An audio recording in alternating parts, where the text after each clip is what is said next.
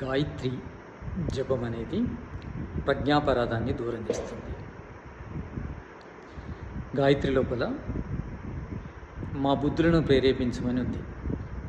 బుద్ధులను ప్రేరేపించడం అంటే దీనిలో 3 భాగాలు ఉన్నాయి.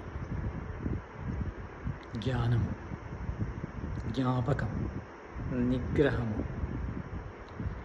ఇవి మూడిట్లో ప్రేరణ వస్తేనే బుద్ధి ప్రేరణ చెందినట్టు. అంటే మనలో జ్ఞానం కలగాలి, జ్ఞాపకం కలగాలి, నిగ్రహణ కలగాలి.